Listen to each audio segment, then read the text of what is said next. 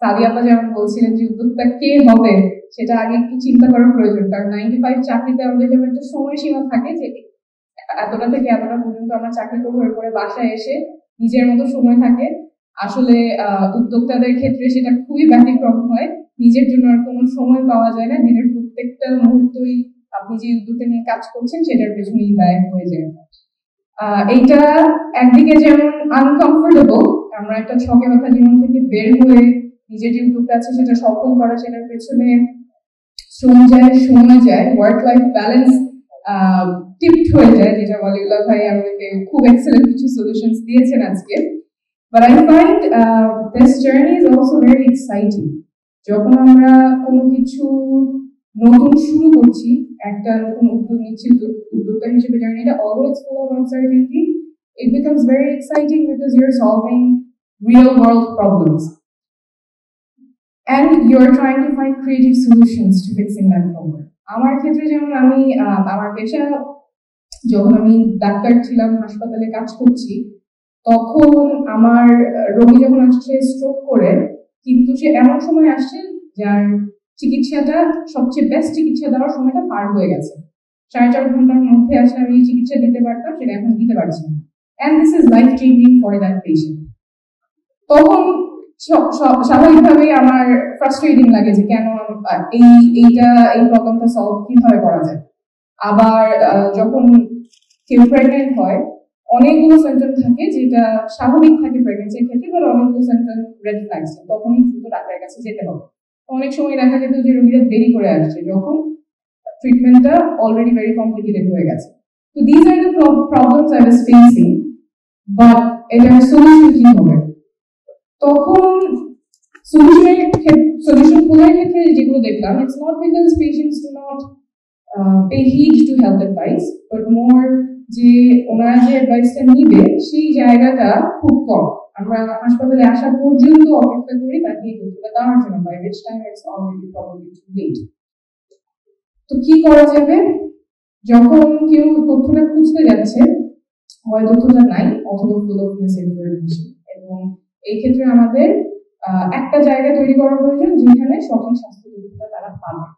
তো তখন মনে হলো আচ্ছা ঠিক আছে, what can we do? People who scroll YouTube রাতে যখন একটু রিল্যাক্স করছে, ইজ দ্যাট আ প্লেস যেখানে আমি স্ট্রোকের সিমটমস বলে ফেলতে পারি, এবং মানুষের মাথায় যদি সেটা থাকে, হয়তো তিনি যখন সামনে কারো এই সিমটম আসবে, they can spot it and take the patient at the right time. তো সেই ক্ষেত্রে আমাদের মনে হয় আচ্ছা ঠিক আছে, technology is probably then a way where we can address this. সেই সাথে technology, how it helped was it was a tool to scale as well.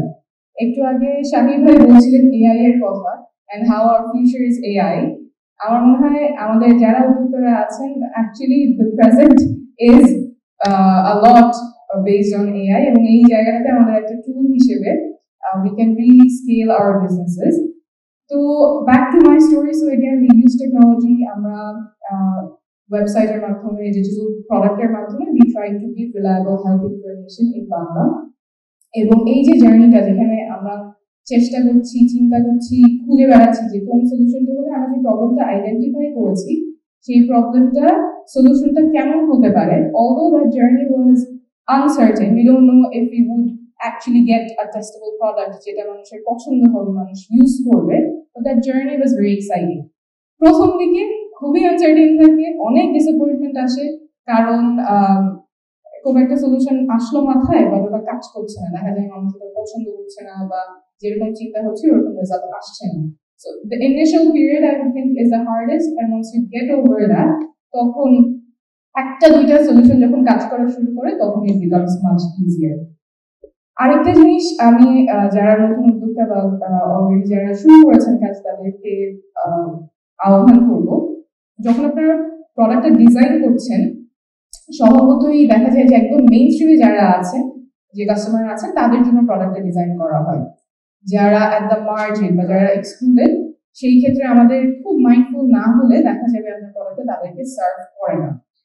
What we did for our case is we understand যে আমাদের তো একটা digital product, তাহলে যাদের internet access নাই, ডিভাইসের অ্যাক্সেস নাই, তারা আমাদের প্রোডাক্ট ইউজ করতে পারবে না। তো আমরা কোলাবরেট করার চেষ্টা করেছি এমন পার্টনার্স গুলোর সাথে যারা আমাদের প্রোডাক্টটা নিয়ে যেতে পারবেন প্রান্তিক মানুষের কাছে, যাদের ডিভাইস নাই, যাদের অ্যাক্সেস নাই, বাট তারা আমাদের প্রোডাক্ট ইউজ করতে পারবেন। আমরা ব্র্যাকের সাথে পার্টনার করেছি, মেড গ্লোবালের সাথে পার্টনার করেছি, যেখানে ওনাদের যে স্বাস্থ্য কর্মীরা আছে তারা গিয়ে অফলাইন বা একদম প্রান্তিক পর্যায়ে যারা স্বাস্থ্য সমস্যা বা স্বাস্থ্য তথ্যগুলো নেওয়ার প্রয়োজন সেখানে তারা সেটা পৌঁছে দিচ্ছেন। And although it's a difficult journey, but if you're solving a real world problem, although it's very uncertain, but once you get there, it becomes very meaningful and very impactful.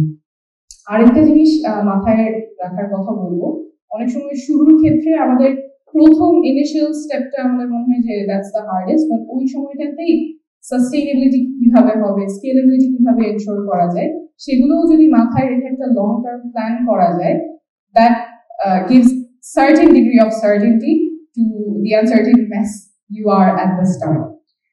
আর শেষমেশ যেটা বলতে চাই যে আমাদের এখনকার বাংলাদেশে we really need MSMEs, we really need new entrepreneurs, যাতে করে আমাদের যে ব্যাপক তরুণ জনগোষ্ঠী আছে তাদের কর্মসংস্থানের জন্য, তাদের ট্রেনিং এর জন্য খুবই প্রয়োজন। এবং এই জার্নিটা ইজি করার জন্য অ্যাক্সেস টু ক্যাপিটাল, লোন যাতে খুব দ্রুত খুব সহজে পাওয়া যায়, পলিসি হার্ডলস গুলো কিভাবে কমানো যায়, ইনফ্রাস্ট্রাকচারের ক্ষেত্রে কিভাবে ডেভেলপ করা যায়, I would urge our National SME Foundation, National SME Association, এখানে যারা আছেন আমাদের পলিসি লেভেলে যারা আছেন, স্টেট লেভেলে যারা আছেন, এই জায়গাটা if we can make sure we are paying attention, তখন we will have a lot of entrepreneurs, and since entrepreneurship solves problems in our land, a lot of problems will hopefully be solved.